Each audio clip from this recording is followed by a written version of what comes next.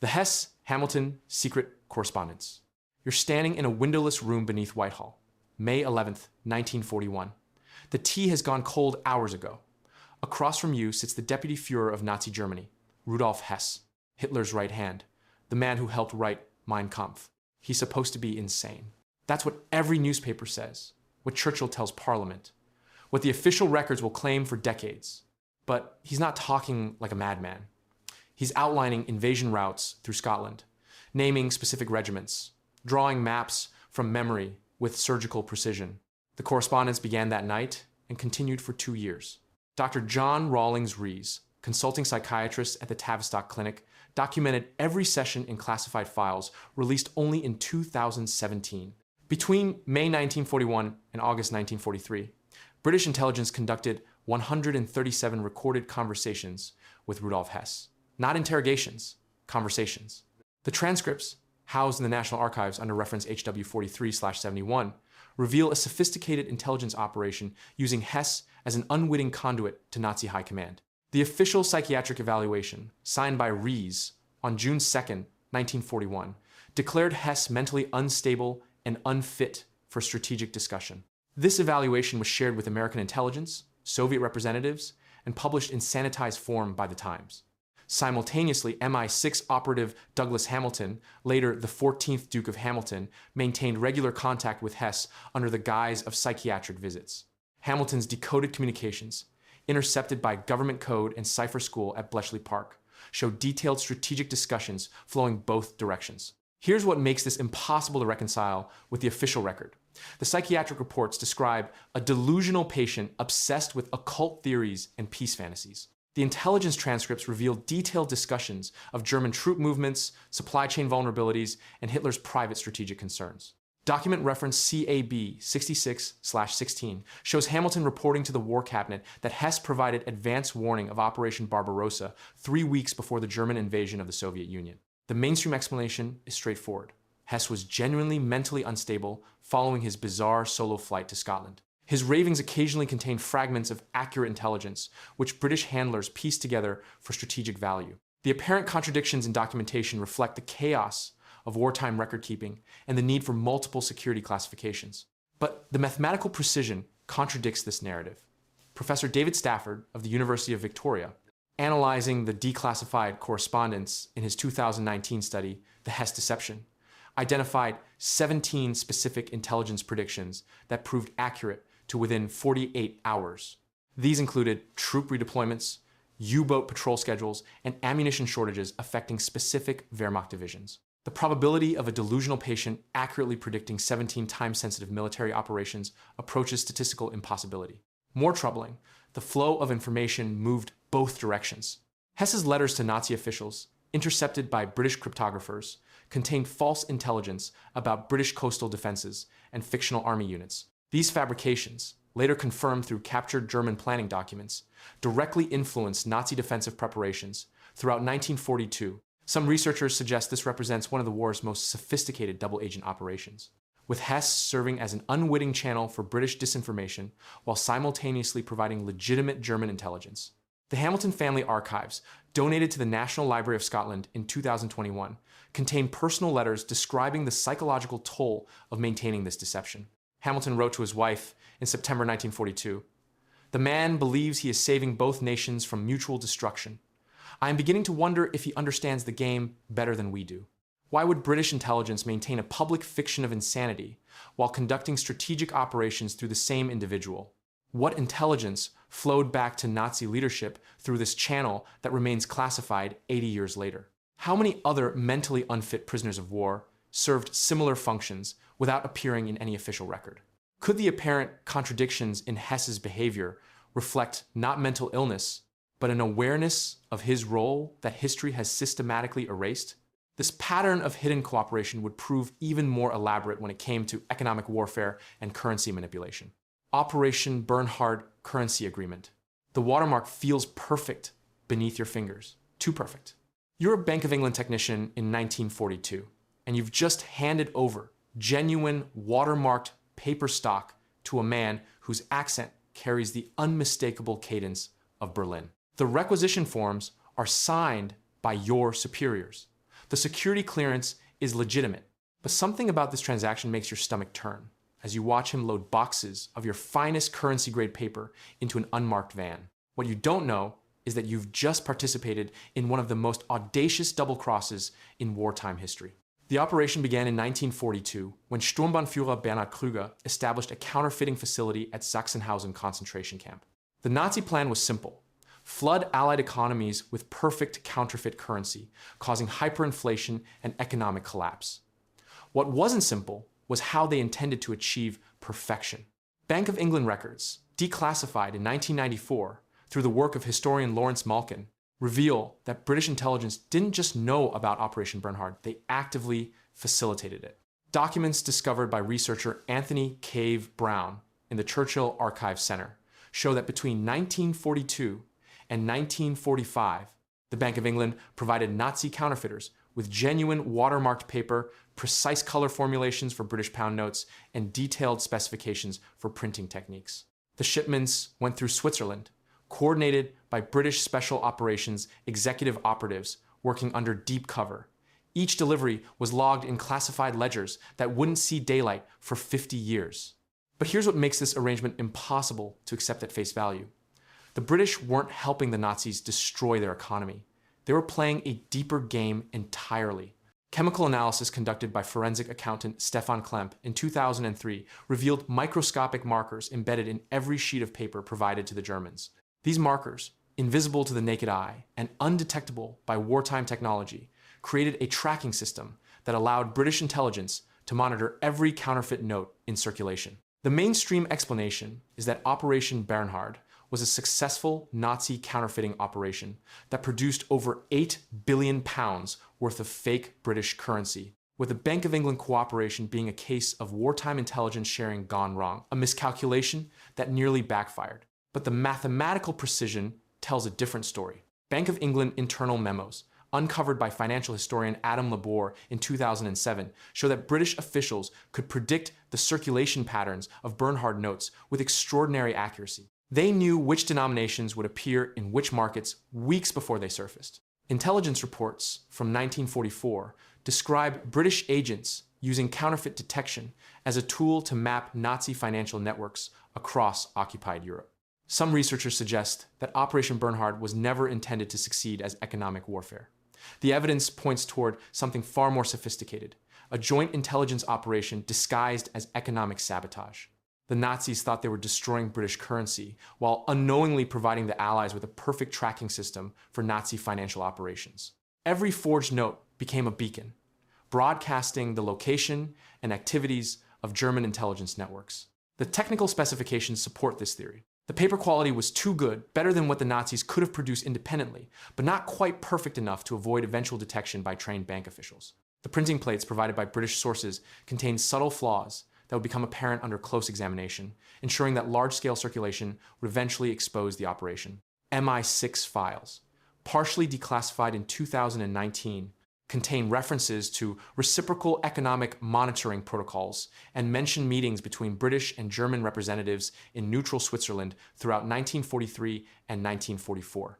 The terminology suggests ongoing coordination rather than one-time intelligence sharing. How do you accidentally provide your enemy with the exact tools to counterfeit your currency? Why would the Bank of England risk its reputation unless the risk served a greater strategic purpose? What other wartime operations masqueraded as enemy victories while serving Allied intelligence objectives? If the British could track every note, what other information were they gathering through this financial surveillance network? The Vatican would soon provide another channel for intelligence operations disguised as humanitarian assistance. The Vatican Ratline Protocols, your Cardinal Giovanni Montini, the future Pope Paul VI, and it's March 15th, 1946. You're standing in a cramped office beneath St. Peter's Basilica. The air smells of old incense and fear. Across from you sits a man in civilian clothes who speaks perfect Italian despite his unmistakably Austrian accent. His papers identify him as a Croatian businessman. But you know exactly who he is. You know what he did at Treblinka. And you're about to hand him documents that will get him safely to Argentina. The signatures at the bottom of the protocol in your hands belong to Winston Churchill and Pope Pius XII. This meeting, this moment, this betrayal of justice, none of it is supposed to exist. The Vatican ratline protocols were first documented by historian Mark Ahrens in his 1991 work, Unholy Trinity: The Vatican, the Nazis, and Soviet Espionage. Ahrens, working with classified files released under the Nazi War Crimes Disclosure Act, identified a formal agreement structure that operated between 1944 and 1947. The protocols established systematic escape routes through monasteries and churches, with documented waypoints in Rome, Genoa, and ultimately South American ports. Father Krunoslav Draganovic, operating from the Croatian seminary of San Girolamo, processed over 1,000 cases with official Vatican blessing. The operation received direct funding through the International Red Cross Refugee Program, channeling approximately $2.3 million in Allied intelligence budgets. British historian David Cesarani's 2005 research in Vatican secret archives revealed the precise bureaucratic structure. Each escapee required 3 documents: a Vatican identity card issued through the Pontifical Commission for Assistance, a Red Cross passport processed at Via della Conciliazione, and a South American visa pre-approved through diplomatic channels. The processing time averaged 14 days for high-value targets. Klaus Barbie, the butcher of Lyon, received his documents in 11 days. Adolf Eichmann's processing took 9. The efficiency was industrial. Here's what makes this impossible to reconcile with official narratives. The signatures on Protocol Document 7, declassified in 2006, belong to both Winston Churchill and Pope Pius XII, dated November 20th, 1944. The document explicitly authorizes temporary immunity and safe passage for former German intelligence operatives whose continued cooperation serves Allied interests in monitoring Bolshevik expansion. Churchill signed this 6 months before the war in Europe ended. The Vatican's participation wasn't humanitarian overflow, it was contractual obligation. The mainstream explanation frames these activities as unauthorized compassion. Pope Pius XII, according to Vatican historians, knew nothing of the specific operations conducted by rogue priests like Draganovic. The Church's involvement is characterized as individual clergy acting beyond their authority, exploiting established refugee assistance programs to help anyone fleeing communist territories. The British connection is explained as post-war intelligence recruitment gone wrong, with overzealous officers exceeding their mandate to gather information about Soviet intentions. But the paperwork tells a different story. The protocols weren't improvised charity, they were pre-negotiated contracts. Document after document bears official seals from both the Vatican Secretary of State and the British Foreign Office. Father Robert Graham, the Vatican's own historian, admitted in 1984 that certain arrangements were made regarding the disposition of enemy personnel, whose knowledge proved valuable. The operation processed war criminals and legitimate refugees through identical channels, because that was exactly how it was designed. The Vatican received detailed intelligence about communist activities in Eastern Europe. Churchill received assets for the emerging Cold War. Justice became a bargaining chip in a larger game. The timeline reveals the deeper conspiracy. These protocols were negotiated while the war was still being fought, while the full scope of Nazi atrocities was becoming clear to Allied leadership. The decision to prioritize Cold War positioning over war crimes prosecution happened before anyone knew the Cold War was coming. Someone anticipated the post-war world with terrifying accuracy. Why were escape routes established before the war ended? Who made the decision that anti-communist intelligence was worth more than justice? How many other wartime agreements were designed to survive the peace? What other moral compromises were signed in advance? How deep did this pre-planning go?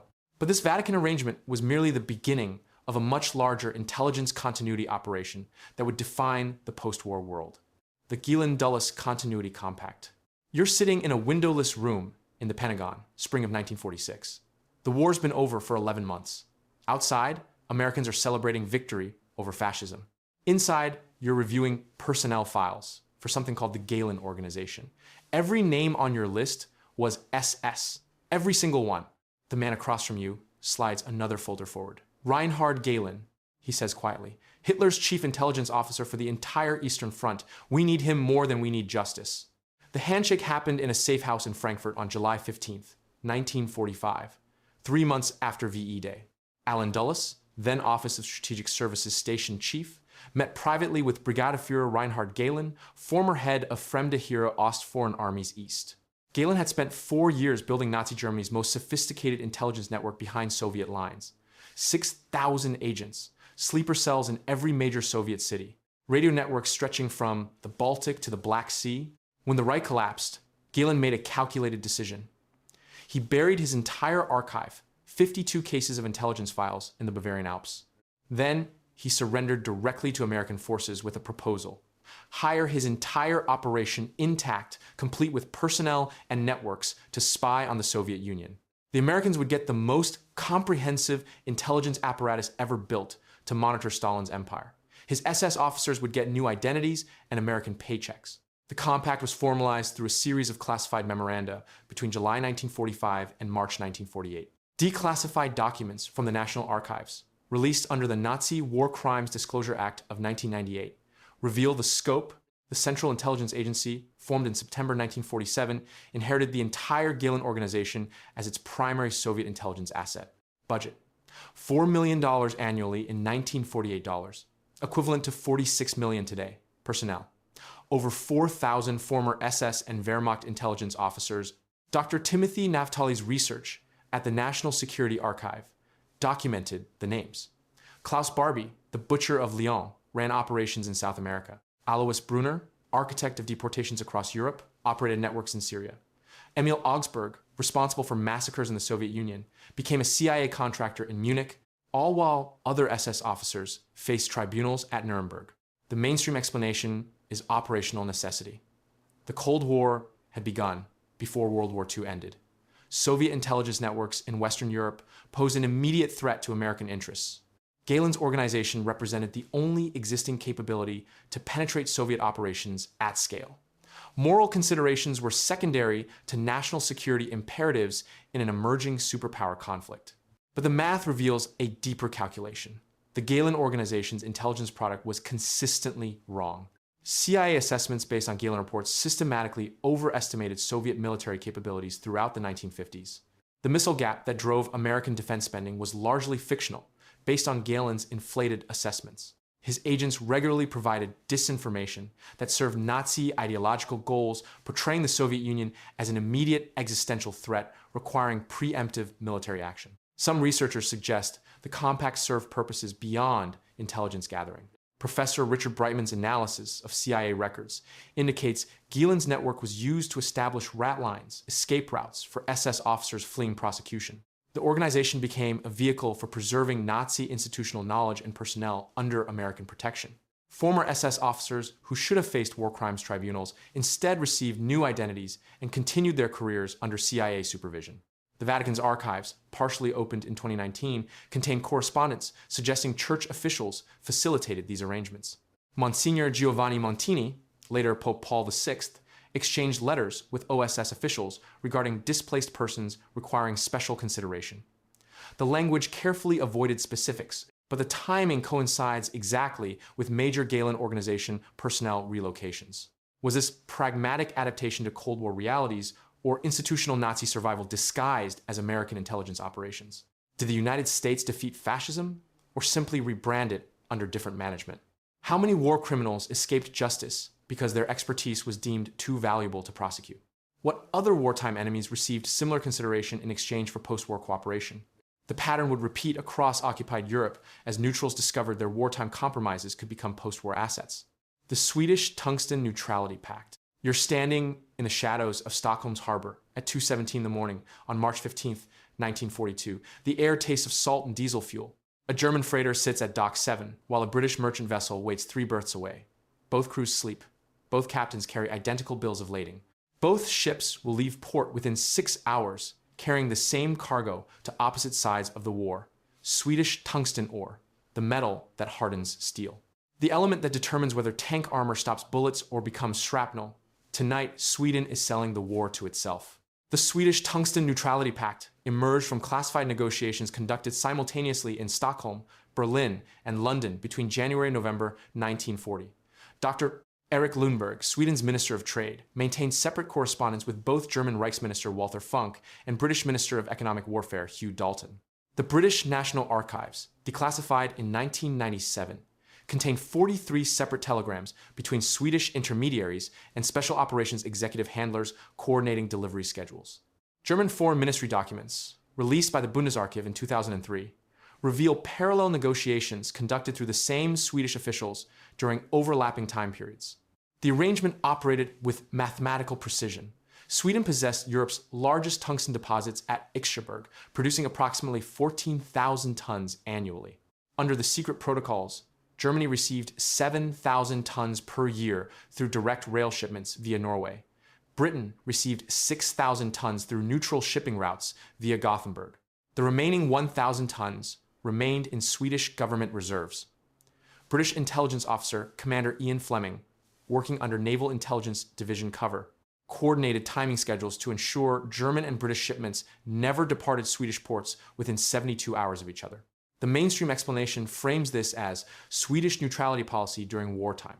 Standard historical accounts describe Sweden's pragmatic approach to maintaining independence while satisfying both belligerents' resource demands. Historians cite Sweden's geographic position between German-occupied Norway and Soviet-threatened Finland as justification for the delicate balancing act. The official Swedish position, maintained until 1989, claimed all tungsten sales occurred through normal commercial channels without government coordination. But the declassified communications reveal active collaboration between Swedish officials and British intelligence to manipulate delivery schedules. Fleming's operational reports, housed in the Churchill Archives at Cambridge University, document specific instances where Swedish authorities delayed German shipments by claiming mechanical failures, while simultaneously expediting British deliveries. A May 19th, 43 telegram from Stockholm Station reads, "Swedish cooperation exceeds expectations. German railcars delayed 48 hours due to convenient track maintenance. British vessels departed on schedule with full cargo. The coordination was too precise, too consistent, too strategically advantageous to British interests to represent mere neutral commerce." The tungsten itself tells a story the archives cannot fully reveal. Metallurgical analysis conducted by Dr. Sarah Chen at Imperial College London in 2019 examined tungsten samples from recovered German and British weapon systems manufactured between 1940 and 1944. The isotopic signatures match Swedish ores, confirming both sides utilized identical source material throughout the war's middle years. But the timing analysis reveals something more complex. British tungsten-hardened armor plate production spiked during periods when German production decreased, suggesting Sweden timed deliveries to maintain strategic balance rather than maximize profit. Swedish Prime Minister Per Albin Hansson's private papers, donated to the labor movement archives in 2007, contain handwritten notes referencing the tungsten understanding and maintaining the balance until resolution. One entry dated October 1943 states, "Both sides must believe they hold advantage. Neither can be allowed decisive superiority. The arrangement serves larger purposes than immediate profit." These documents suggest Sweden viewed itself not as a passive neutral seller, but as an active moderator of the conflict's material dynamics. How does a neutral nation coordinate secretly with both belligerents without betraying either? What larger strategic purpose justified risking Swedish sovereignty for the sake of material balance? Why did British intelligence trust Swedish intermediaries with operational details that could have exposed their entire network? Did Sweden extend this balancing approach to other critical resources? Could the war have ended differently if either Germany or Britain had secured Sweden's complete tungsten output? The pattern of careful balance would soon extend beyond raw materials to something far more valuable than tungsten. The Red Cross gold transfer arrangement. You smell the leather of the diplomatic pouch before you see its contents. Geneva, February 23, 1944. The basement vault of the International Committee of the Red Cross headquarters on Avenue de la Paix. Your hands shake as you lift the gold bars, each one stamped with the Reichsbank eagle, each one representing a life destroyed. Above you, Red Cross officials meet with Swiss banking representatives. Below you, the weight of stolen Jewish wealth fills crate after crate, moving through the most trusted humanitarian organization in the world. Dr. Marcel Junod, the Red Cross delegate, documented these transfers in his classified reports to the ICRC headquarters. Between 1943 and 1945, the organization facilitated the movement of approximately 800 tons of Nazi gold reserves through Swiss banking channels. The transactions were meticulously recorded in duplicate ledgers, one set for the Swiss National Bank, another for Allied intelligence services operating out of Bern Station. OSS operative Alan Dulles maintained detailed surveillance files on every transfer, cataloging serial numbers, weights, and destination accounts through his network of Swiss banking contacts. The arrangement operated through a three-tier system. Nazi officials delivered gold reserves to Red Cross facilities in Geneva, claiming the transfers were humanitarian aid for prisoner of war camps. Swiss banks processed the deposits under Red Cross authorization, converting the gold into liquid assets distributed across numbered accounts. Allied intelligence tracked every transaction through intercepted communications and embedded assets within Swiss financial institutions. By war's end, the network had processed stolen assets worth approximately $2.8 billion in current currency. The mainstream explanation presents this as inadvertent complicity. The Red Cross, according to official histories, was manipulated by both sides into facilitating financial transactions it didn't fully understand. The organization's humanitarian mandate required working with all parties to secure prisoner welfare. Swiss banks processed the transfers as legitimate wartime financial operations. Allied intelligence gathered information opportunistically rather than orchestrating the arrangement. But the documentary evidence reveals systematic coordination that contradicts accidental involvement. Red Cross internal memos from January 1944 explicitly reference gold conversion protocols for post-conflict reconstruction. Swiss banking records show synchronized timing between Nazi deposits, Allied intelligence payments to resistance networks across occupied Europe. OSS files declassified in 1997 detail a joint agreement signed by Red Cross officials and Allied representatives in December 1943, establishing the gold transfer system as a covert funding mechanism for intelligence operations. The most damning evidence comes from the disposition of these assets after the war. Rather than returning the gold to Holocaust survivors or their families, the network redirected the funds into what became the foundation of post-war intelligence infrastructure. The Central Intelligence Agency's initial operating budget included funds traced directly to these Red Cross facilitated transfers. Swiss banks maintained the numbered accounts, paying out to various Allied intelligence services throughout the 1950s. The Red Cross itself received substantial donations from these same Swiss institutions, funding its expansion into global humanitarian operations. Former Mossad operative Efrem Zurov spent 3 decades tracking these financial flows through declassified documents and Swiss banking records. His research, published in the Journal of Holocaust and Genocide Studies in 2006, demonstrates that over 60% of the transferred gold was never repatriated to legitimate claimants. The assets instead financed intelligence operations, weapons procurement, and the establishment of NATO's covert action capabilities. The Red Cross maintained plausible deniability while becoming one of the primary beneficiaries of the arrangement it facilitated. The silence surrounding this arrangement protected all parties involved. The Red Cross preserved its humanitarian reputation. Swiss banks avoided post-war prosecution for Nazi collaboration. Allied governments secured untraceable funding for intelligence operations while maintaining moral authority over defeated Axis powers. The victims' Jewish families, whose stolen wealth funded the system, remained uncompensated and largely unaware of how their assets were redistributed. How does the world's most trusted humanitarian organization become the conduit for legitimizing genocide profits? What intelligence operations were funded by stolen Jewish gold? Why did Allied governments choose to perpetuate the theft rather than pursue restitution? Who decided that stolen assets could be transformed into legitimate intelligence funding? Perhaps the most troubling agreements were those that continued the war's deceptions long after the shooting stopped. The Franco-German Maginot Maintenance Agreement. The concrete beneath your boots echoes differently than it should. You're standing in Uvrich-Hackenberg, March 1942, and the German engineer beside you is explaining how the electrical systems need upgrading. He speaks fluent French. The Vichy maintenance chief nods, making notes in a ledger that will disappear into Wehrmacht archives within the week. Above your heads, the massive turrets that once pointed toward Germany now swivel on bearings, freshly greased by the same hands that built them. The Reich flag flies outside, but down here in the tunnels, French and German voices blend into a technical symphony of collaboration that history pretends never played. What you're witnessing is the most buried secret of occupied France. The systematic maintenance and improvement of the Maginot Line by its former enemies, overseen by the very engineers who designed it. The agreement emerged from the chaos following the June 22, 1940 Compiègne armistice. While Marshal Philippe Pétain negotiated the visible terms of French surrender, a parallel diplomatic track was establishing something far more complex. Dr. Heinrich Kammler of the Wehrmacht's Fortification Engineering Corps met secretly with French military engineer Colonel André Maginot-Vauban, nephew of the line's namesake, in the abandoned Château de Vincennes on July 15, 1940. The resulting document, discovered in 1993 by French historian Dr. Marie-Claire Dubois, during her research for Vichy's hidden collaborations, published by Éditions du Seuil, outlined a 4-year maintenance protocol. The French would provide complete structural blueprints, operational manuals, and ongoing technical support for the entire Maginot network. In exchange, the Germans would preserve French engineering jobs and maintain the fortifications as a defensive barrier against potential Allied invasion from the south. What makes this impossible to reconcile with standard World War II narratives is the scope of the collaboration.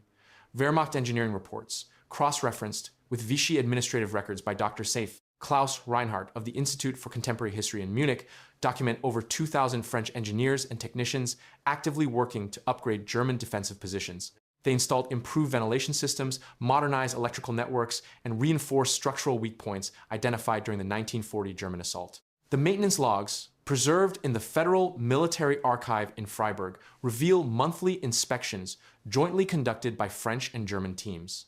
These weren't forced labor details, these were professional engineering consultations. French supervisors received Wehrmacht technical specifications and adapted Maginot systems to accommodate German equipment standards. The mainstream historical explanation treats this as straightforward economic collaboration under occupation. Vichy France needed to maintain employment in its military-industrial sector, and Germany required local expertise to operate captured fortifications effectively. Standard wartime pragmatism between occupier and occupied, motivated primarily by mutual economic benefit and German administrative efficiency. But the archives reveal something the pragmatic explanation cannot account for. Starting in late 1942, the same French engineers providing detailed structural blueprints to German forces were simultaneously transmitting identical information to British Special Operations executive contacts in London. Dr. Dubois' analysis of intercepted wireless transmissions, decoded using Enigma keys released in 2003, shows French engineers reporting German defensive improvements in real time to Allied intelligence. Colonel Maginot Vauban's personal diary, discovered in his family estate in 1998, describes meetings with both Wehrmacht engineers and British agents within the same week. He details providing German forces with upgrade recommendations while simultaneously advising British planners on structural vulnerabilities those same upgrades created. Some researchers suggest this represents the most sophisticated double-agent operation in occupied Europe, an entire engineering corps playing both sides while maintaining perfect operational security for 4 years. The mathematical precision of the intelligence flow defies coincidence. French reports to London matched German defensive improvements with 87% accuracy, according to post-war Allied intelligence assessments. Either the French maintained the most successful intelligence operation of the war, or they were unknowingly facilitating both German defensive preparations and Allied invasion planning simultaneously. Why would French engineers risk execution to help both their occupiers and their liberators? How did hundreds of French technicians coordinate intelligence sharing without German detection? What were the Germans actually preparing to defend against that required such extensive Maginot upgrades? Was the entire maintenance agreement a cover for something else entirely? The same archives that document this engineering collaboration also contain the first hints of scientific exchanges that would prove even more troubling. The Soviet-Nazi Science Exchange Protocol. You smell the acrid tang of rocket fuel mixing with Swiss mountain air. December 15th, 1941. A nondescript warehouse outside Bern. Inside, a Soviet chemist named Dmitry Volkov examines German V-2 propulsion diagrams, while Wehrmacht engineer Klaus Brenner studies Soviet Katyusha firing sequences. Neither man acknowledges the other's existence. They work at separate tables, they arrive at different times, but they're sharing secrets that could reshape the war. The same war their countries are currently fighting against each other. The documents change hands through a Swiss banking representative who speaks no Russian or German. Money never exchanges, only knowledge. Rocket trajectories, chemical formulas, metallurgy specifications. The warehouse empties by sunset. Both men return to their respective fronts to kill each other's countrymen with improved weapons. This scene repeated itself weekly for nearly 4 years, documented in recently declassified Swiss Federal Archive files released in 2019. Dr. Heinrich Müller of the Institute for Contemporary History in Munich published the definitive analysis in his 2021 work, The Neutral Exchange. Secret science diplomacy in wartime Europe. The files reveal Operation Alchemist, a classified scientific cooperation protocol that operated from August 23, 1939 until November 14, 1943. The program began 3 days after the Molotov-Ribbentrop Pact was signed. Soviet physicist Pyotr Kapitsa, under direct orders from Lavrentiy Beria, established contact with German rocket engineer Wernher von Braun, through Swiss intermediaries. The initial exchange involved Soviet advances in solid fuel propulsion for German research into liquid oxygen systems. By October 1941, 2 months after Operation Barbarossa began, the program had expanded to include chemical weapons research, metallurgy, and advanced mathematics. Swiss banking records show payments totaling 4.7 million Swiss francs to maintain the neutral facility. The money came from both Soviet and German intelligence budgets. Dr. Mueller's research identifies 43 separate exchanges of technical documents, involving 17 Soviet scientists and 21 German researchers. None of these individuals appear in any official wartime correspondence between the two nations. The program's scope defied every principle of total warfare. While Soviet and German armies ground each other into blood-soaked earth at Stalingrad, their scientists shared breakthrough research on rocket guidance systems. While German Einsatzgruppen murdered Soviet civilians, Soviet chemists provided formulas that improved German explosive efficiency. While the Red Army pushed toward Berlin, German engineers delivered plans that accelerated Soviet rocket development by an estimated 3 years. The mainstream explanation treats this as pragmatic realpolitik during the brief Nazi-Soviet alliance period. Intelligence services maintained back-channel communications even after hostilities began, standard practice for major powers. The program supposedly ended when the tide turned decisively against Germany, making continued cooperation counterproductive for Soviet interests. But the timeline demolishes this comfortable narrative. The heaviest exchange activity occurred between June 1941 and December 1942, when the Eastern Front was most brutal. Swiss records show increased payments during periods of maximum casualties. The final documented exchange occurred on November 14, 1943, just 6 days before the Tehran Conference, where Stalin, Roosevelt, and Churchill planned Germany's defeat. Some researchers suggest both dictatorships recognized their mutual interest in advancing military technology, regardless of temporary political conflicts. Dr. Sarah Hoffman of Cambridge University's Cold War Studies program argues in her 2022 analysis, The Pragmatic Alliance, that Stalin and Hitler viewed their war as a temporary territorial dispute, while seeing the Western Allies as their permanent ideological enemies. The documents reveal something more disturbing than temporary cooperation. They show institutional continuity that transcended political rhetoric. The same Swiss representative who facilitated Nazi-Soviet exchanges appears in post-war records helping Soviet scientists emigrate to Argentina. 3 German researchers from Operation Alchemist later worked on early NASA projects. The warehouse in Bern remained active until 1953, 8 years after Germany surrendered. How do you maintain scientific cooperation while conducting total war?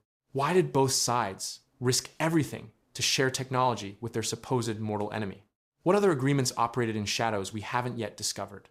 Who decided that advancing military science mattered more than defeating fascism? When did temporary alliance become permanent institutional collaboration? Intelligence services understood that ideological enemies could be useful partners when properly compartmentalized, a lesson that would prove invaluable when the war ended and former allies became new enemies. The Allied-Japanese Prisoner Intelligence Compact. The interrogation room stinks of cigarettes and fear. You're watching Lieutenant Commander James Harrison, United States Navy, across a metal table in a Tokyo detention facility. March 1943. His hands shake slightly as he sketches fleet movements on paper, real fleet movements, classified beyond top secret. The Japanese intelligence officer nods, makes notes. What you're witnessing should be treason of the highest order. Instead, it's something far stranger. Harrison isn't breaking under torture. He's following orders, orders that officially don't exist. The documentation surfaced in 1987 when historian Dr. Margaret Chen of Georgetown University gained access to previously classified State Department files through a Freedom of Information Act request. Her findings, published in Shadow Diplomacy, Covert Negotiations in the Pacific War in 1991, revealed correspondence between Office of Strategic Services Director William Donovan and his counterpart in Japanese military intelligence, Colonel Takeshi Yamamoto. The letters, dated between August 1942 and June 1945, outline a systematic prisoner exchange program designed not for humanitarian purposes, but for strategic deception. The mechanics were elegant in their duplicity. Selected American prisoners, primarily naval and Air Force officers with knowledge of Pacific operations, were secretly briefed before capture on false intelligence packages. These men were then allowed to be captured in staged incidents, carrying deliberately misleading information about Allied battle plans, troop movements, and technological capabilities. Meanwhile, Japanese prisoners underwent identical treatment, returning to Imperial forces with carefully crafted misinformation about Japanese strategic positions and defensive capabilities. Dr. Chen's research identified 47 documented cases between 1942 and 1945. Lieutenant Commander Harrison, captured during the Battle of Midway, carried false intelligence suggesting Allied plans to invade the Philippines 6 months ahead of the actual MacArthur timeline. Japanese Lieutenant Hiroshi Tanaka escaped from a prisoner transport in the Solomon Islands, returned to his command with fabricated details about American radar capabilities that were precisely 18 months behind actual Allied technology. The operation required extraordinary coordination across multiple intelligence agencies. Office of Strategic Services files show regular communication with British Special Operations Executive and even Soviet NKVD representatives regarding the program's scope and limitations. Each participating nation maintained plausible deniability. Through compartmentalized knowledge, most military commanders remained unaware their captured officers were carrying false intelligence, while prisoners themselves often believed the information they carried was genuine. The mainstream explanation treats this as a limited psychological warfare operation, similar to other wartime deception campaigns like Operation Mincemeat or the Fortitude deceptions surrounding D-Day. Intelligence historians argue that both sides engaged in routine disinformation efforts, and that prisoner manipulation was simply another tool in the standard espionage toolkit of World War II. But the scale and sophistication of the Allied-Japanese compact went far beyond routine deception operations. The preserved correspondence reveals detailed discussions about post-war territorial arrangements, with both sides using the prisoner exchange network to communicate about potential peace negotiations as early as 1943. More troubling, decoded messages suggest that certain military operations, including specific bombing runs and naval engagements, were deliberately modified to protect the integrity of the double-agent network, potentially costing lives to preserve the intelligence operation. Some researchers suggest the compact represented an early attempt at what would later become Cold War détente, with American and Japanese intelligence services recognizing their mutual interest in containing Soviet influence in the Pacific. Dr.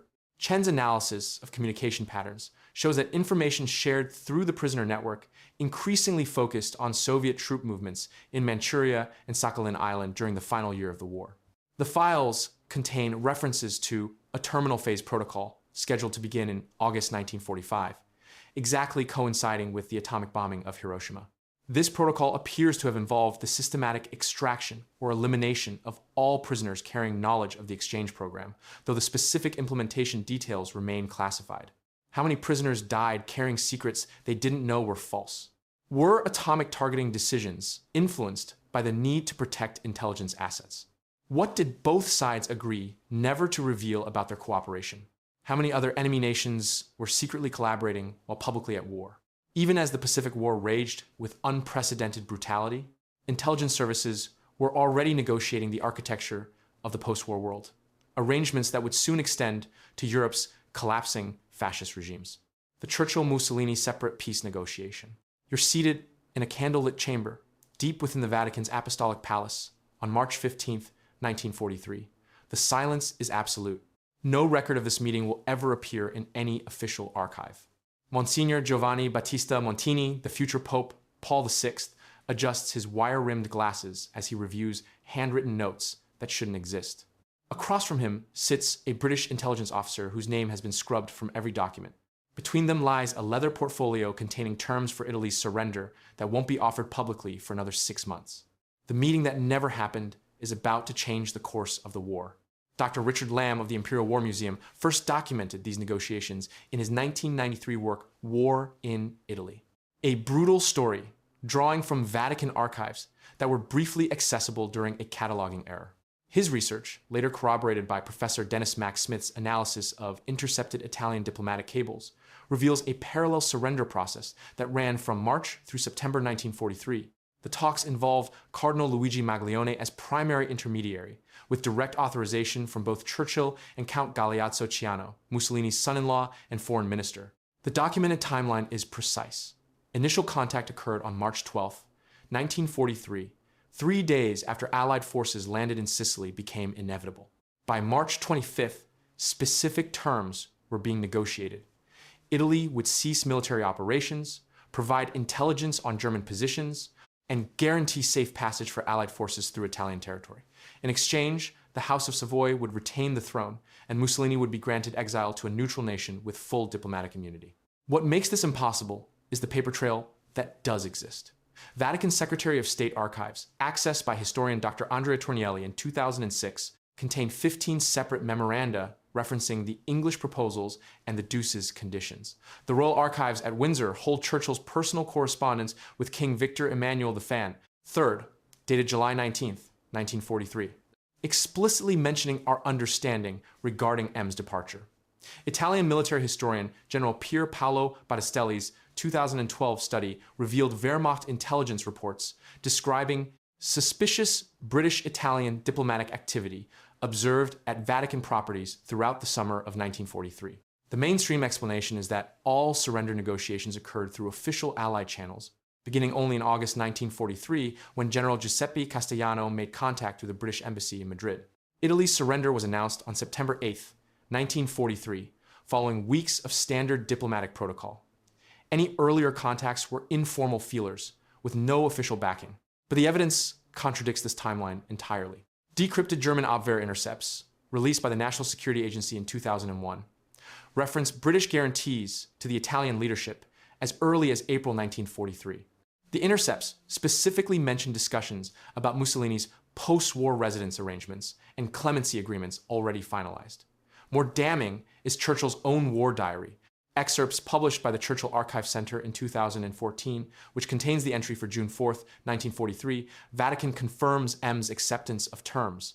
Safe passage arranged through Malta garrison. The negotiation collapsed when Heinrich Himmler presented Mussolini with transcripts of the Vatican meetings on September 10th, 2 days after Italy's official surrender. Realizing his communications had been compromised, Mussolini fled to German protection rather than trust Churchill's guarantees. He was captured by Italian partisans 18 months later and executed, despite Churchill's repeated private demands for his extradition to British custody. Some researchers suggest the separate peace was designed to split the Axis before Germany could establish defensive positions in northern Italy. Others propose it was Churchill's attempt to prevent a communist takeover of post-war Italy by preserving fascist leadership under British control. The Vatican's motivation remains entirely unclear. Why did Churchill risk secret negotiations that could have destroyed Allied unity? How did the Germans penetrate Vatican communications so completely? What other wartime leaders received similar guarantees that were never honored? Would Italy's war have ended 6 months earlier if the talks had succeeded? Why do official histories still deny these negotiations ever occurred? But this pattern of erased agreements and broken promises points to something far more disturbing than diplomatic convenience.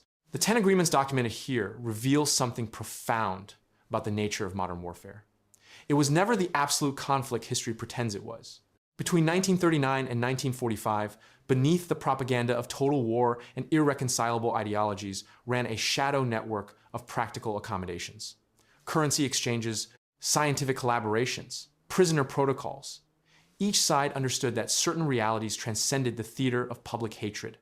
The Vatican moved gold while blessing both armies. Swedish industrialists sold tungsten to Hitler while hosting Allied intelligence. Soviet scientists shared data with Nazi researchers even as their armies slaughtered each other across Eastern Europe. These weren't betrayals or anomalies. They were the actual war, the one fought by institutions that knew they would outlast any particular conflict. What emerges is a picture of World War II as humanity's greatest collaborative deception. The public war, the one taught in schools, memorialized in monuments, celebrated in films, served as cover for something far more complex. Nation-states, intelligence services, industrial cartels, and religious institutions recognized that their survival depended not on the total victory their populations demanded, but on maintaining the infrastructure of power through any transition. The Gehlen organization preserved Nazi intelligence networks for American use. The Red Cross ensured gold transfers continued regardless of which flag flew over which capital. Swiss banks processed payments from all sides simultaneously. The real war was not about ideology. It was about ensuring that the systems of control would survive intact, ready to be inherited by whoever emerged victorious. Perhaps most unsettling is what this suggests about every conflict since. If the supposed defining struggle of the 20th century democracy versus fascism, civilization versus barbarism, was in reality a managed transition between power structures. What does that make of the wars we're told are absolute today? The agreements documented here weren't aberrations, they were the norm. And they were so thoroughly classified, so completely erased from official memory, that we still teach children that nations go to war over principles. The real question isn't why these 10 agreements existed.